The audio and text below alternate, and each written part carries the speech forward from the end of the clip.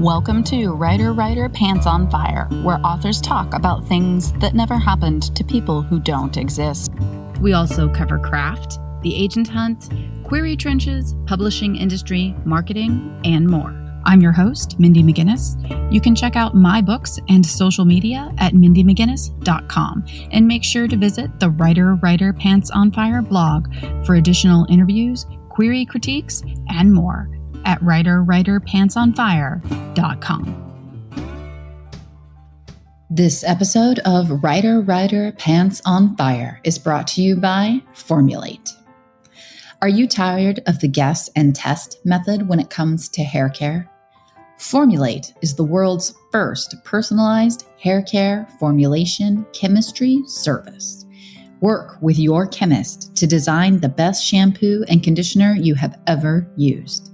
Each custom formulation is designed based on your unique characteristics and adjusted based on your feedback and progress. Head on over to www.formulate.co/podcast to complete the brief hair questionnaire and use my code WRITER at checkout. Order today and you will get a second order free.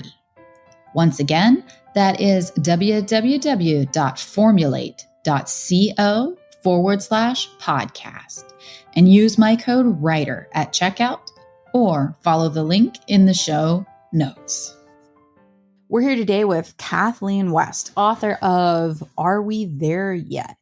One of the things that I find so fascinating about writers who are also teachers are really common. And I know just from my group of friends that are also writers and teachers that are aspiring writers that it's really kind of an intersection that people don't necessarily realize is pretty prevalent. So would you like to just talk about that and how working with students and being in the school system can be a great source of creativity?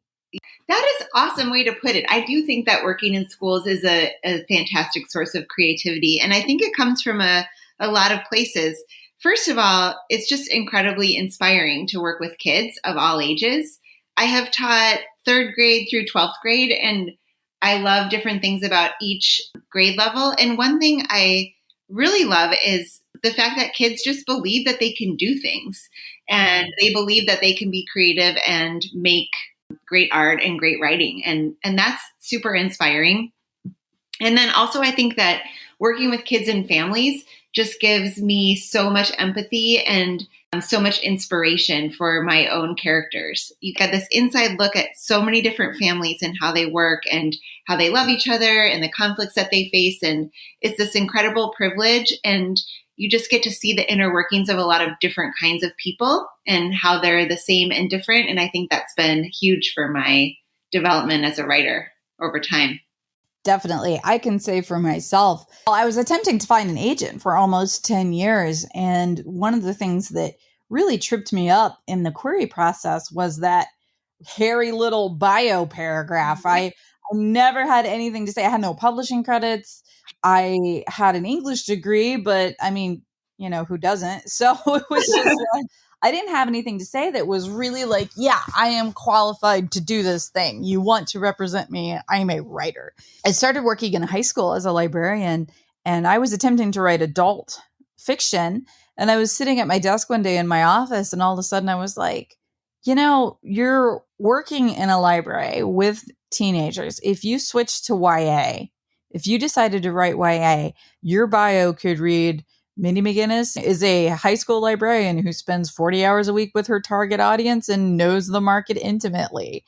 As soon as I had that bio, it was like a key that just unlocked a door. It is a big reason why I did start writing YA, was just being around the kids and seeing the needs and the gaps in the market. And of course, you actually are writing for the adult market, but you're writing about people that are in this space, heavily teen focused area. So why don't you tell us a little bit about the book, Are We There Yet? And how teens and children are a focus in the plot. Someone asked me just recently, like, how do you get the voice of the kids right?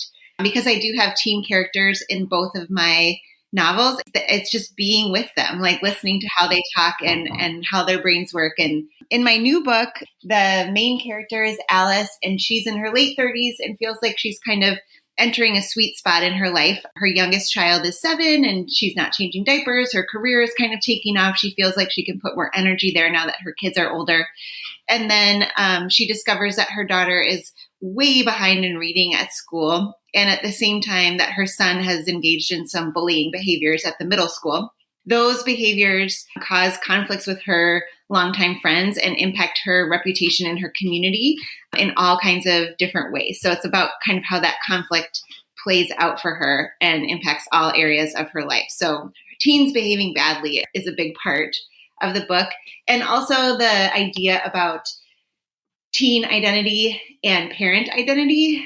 In my own life, I've seen so much conflation of that. Like I think parents tend to take credit for their kids' successes and then also blame for their failures. I don't think that's super healthy. So I wanted to look at how kids' choices can be kids' choices and adult choices can be adult choices, and everyone can be a good person regardless. Talking about social media and about kids, and of course, how bullying, I grew up in the 90s and bullying was there. It was a problem. But today, it is very different. It has a different face on it. And this is something that I had the experience of as I moved through growing up in a world that was suddenly changing, very much transitioning into a digital world.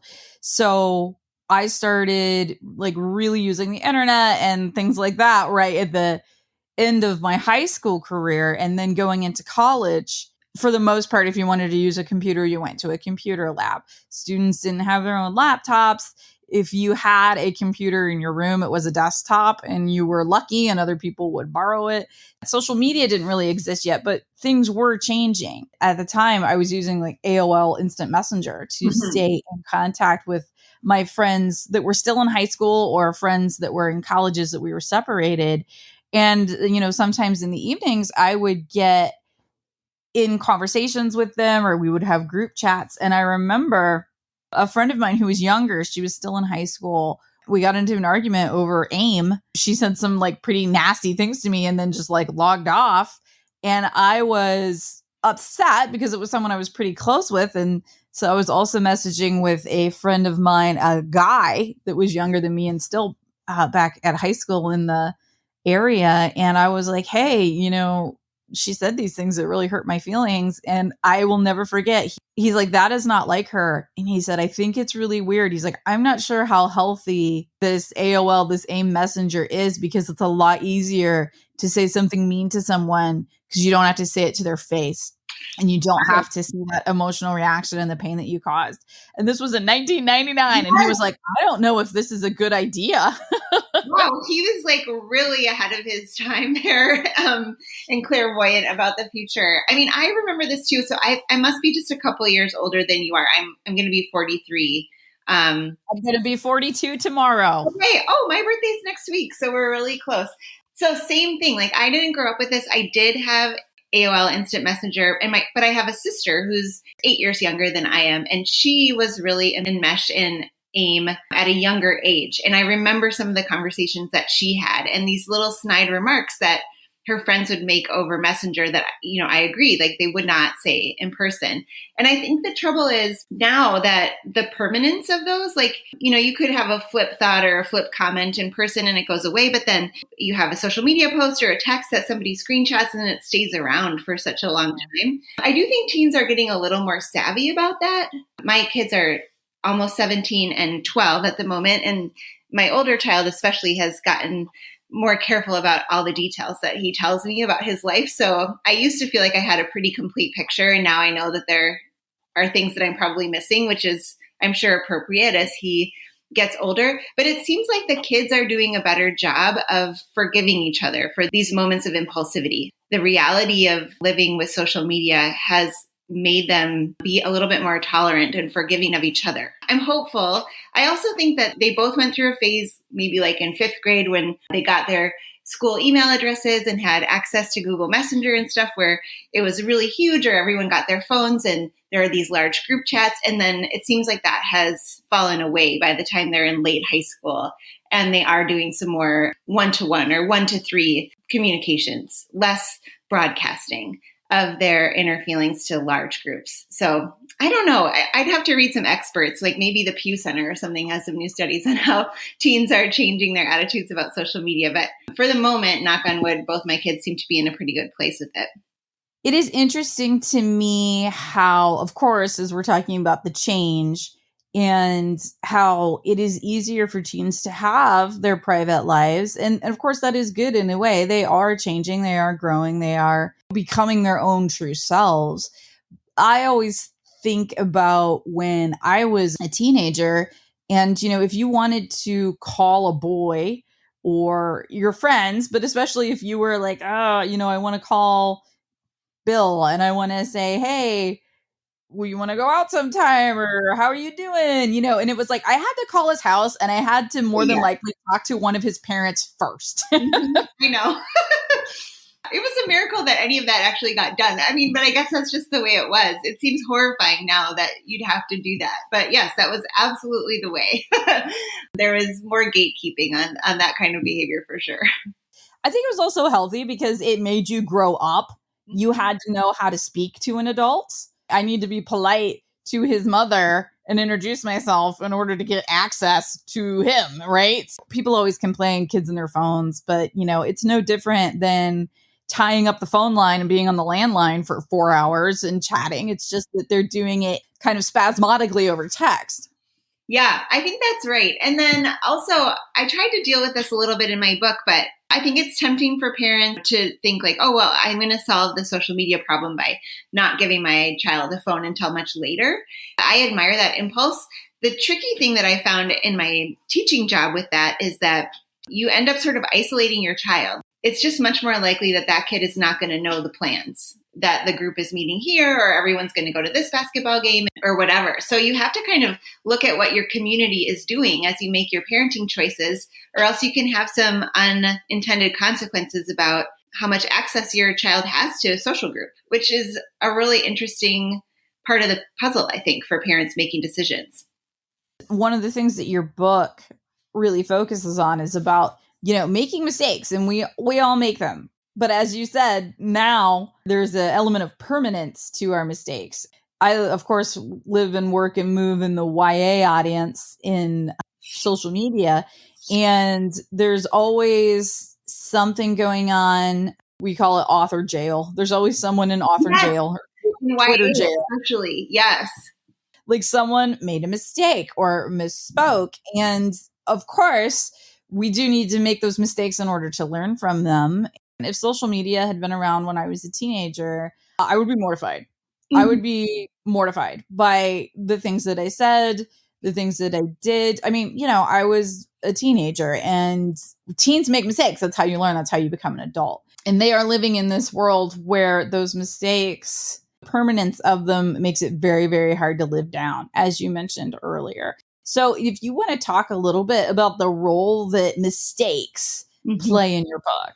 There are a lot of really big mistakes in this book. And when my husband first read it, he was like, she just keeps making bad choices and I'm so stressed. And I'm like, well, when's the last time you read a book about just a nice person and nothing happens to them? So there's going to be mistakes in the book. But one thing I like about this book is everybody makes mistakes. There's 3 generations of characters, a son, a mom, and a grandmother.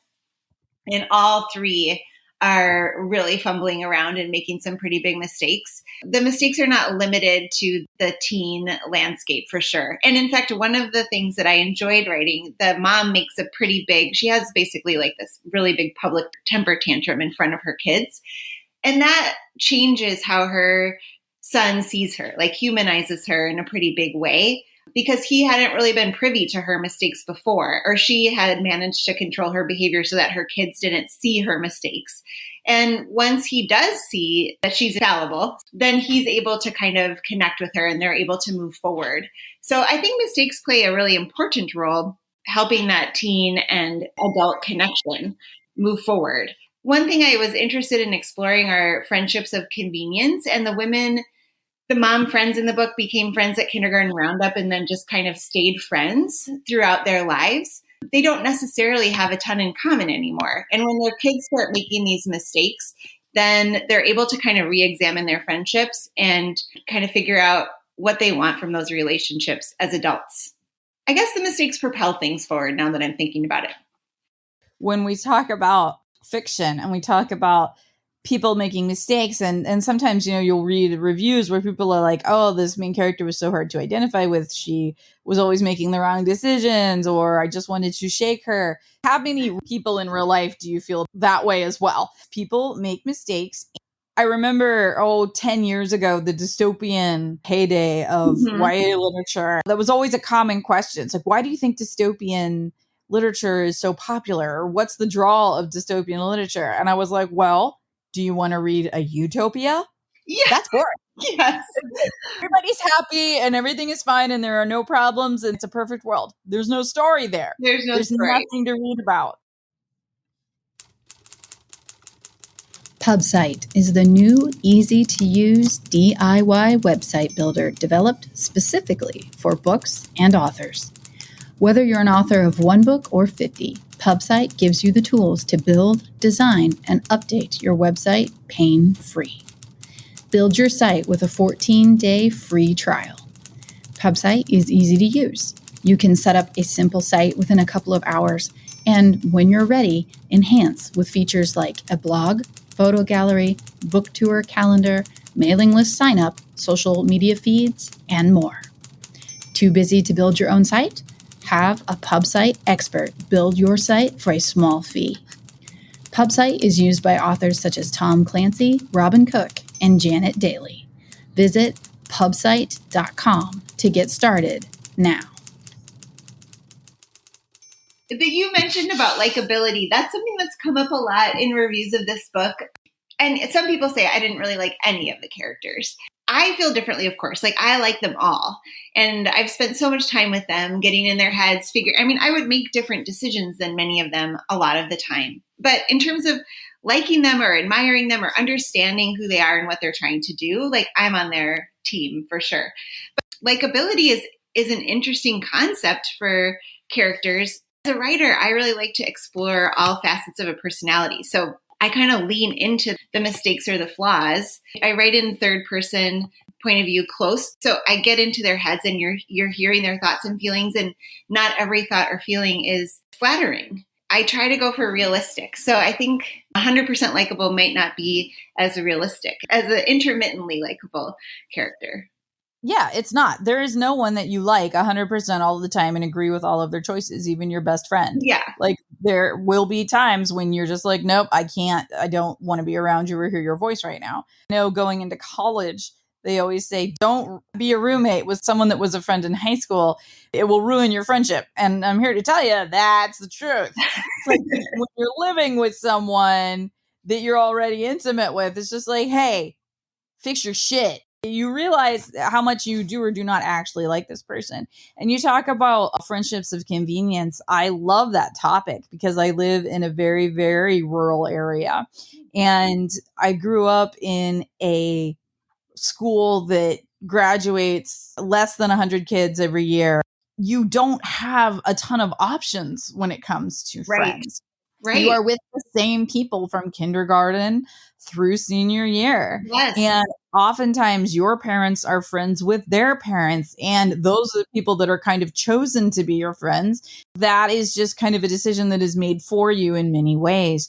And that's something that really changed drastically for me when I went to college. It's like, suddenly there's this whole pool of people that I can choose from to be friends with. I live in Minneapolis and I've lived in the metro area here for my whole life. So an urban setting, but I went to a very small Catholic all-girls school. So there were 62 girls in my class. And I definitely felt like at the end of high school, I was like, I'm ready for a break from these people. But then as years have gone by, I find myself feeling like a really big affinity with those women. And when I connect with them on social media or whatever, many of them have been hugely supportive of my books. I feel this connection. It's almost like we're cousins, like second cousins or something like that, like family. We have this kind of shared understanding of childhood. I do feel a really large connection to the women that were in my high school class, even though I didn't maintain close friendships with them kind of in the interim from the time that I was 18 to the time that I was 40. I find myself now thinking like, oh, I'd really like to hang out with those people. The closeness, it is a family atmosphere. That doesn't necessarily go away. Yeah. It just changes into these relationships that you can pick them back up at any time, like a family member. My class, so I graduated in 97. Same situation, we were together from kindergarten through senior year. I can look at any class photo from any grade and name everyone, first name, last name.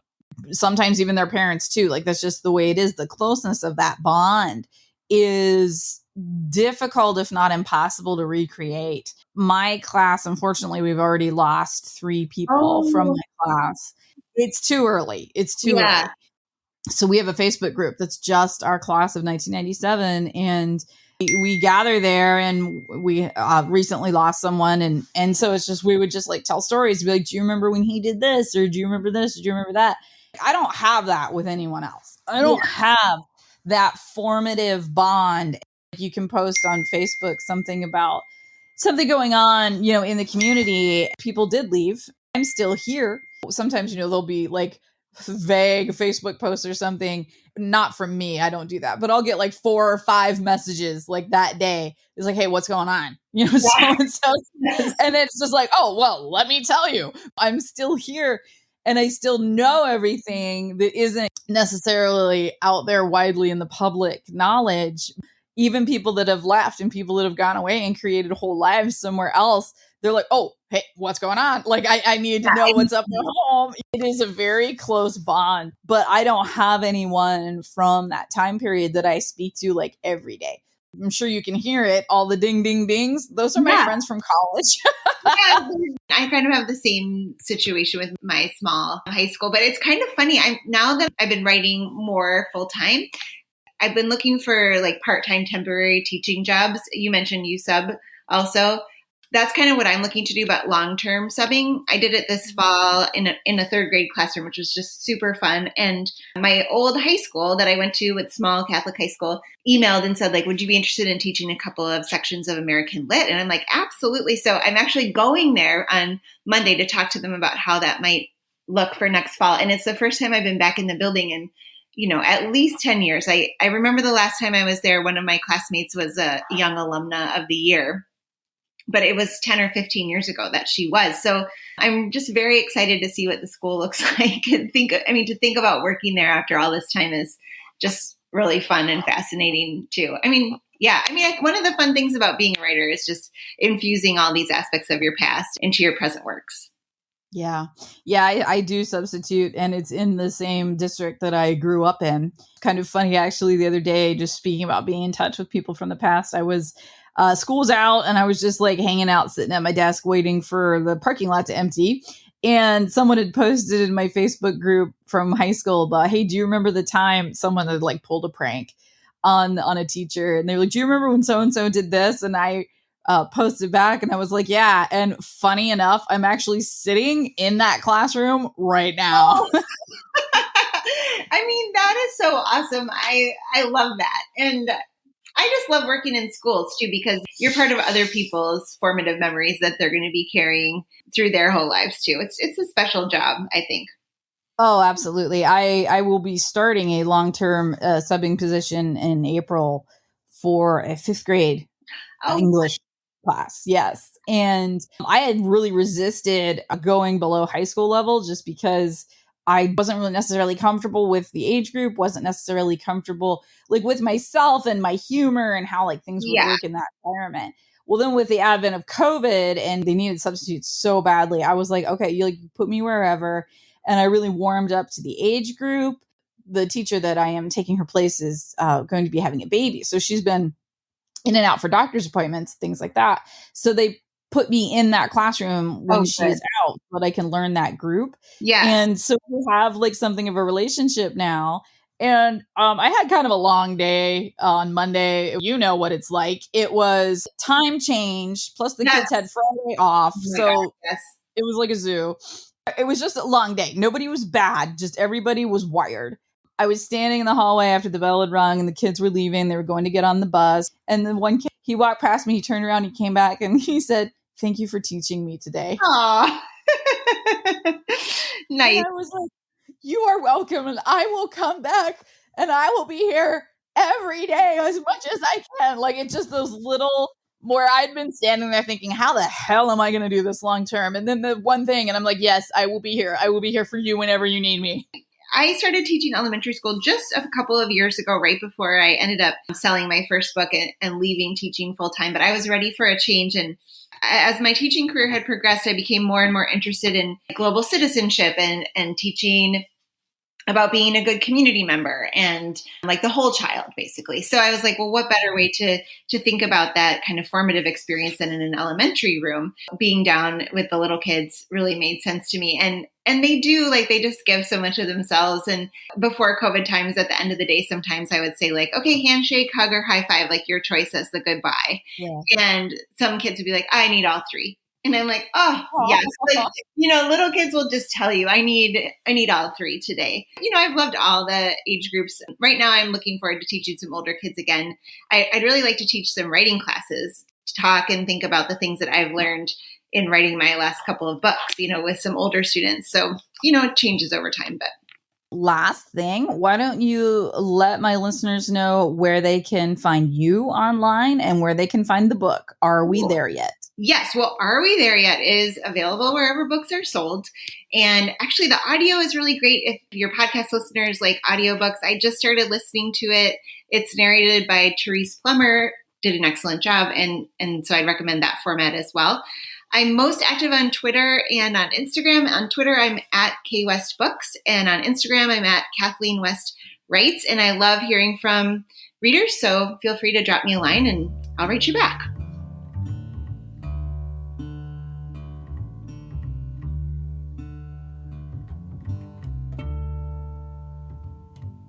Writer, Pants on Fire is produced by Mindy McGinnis.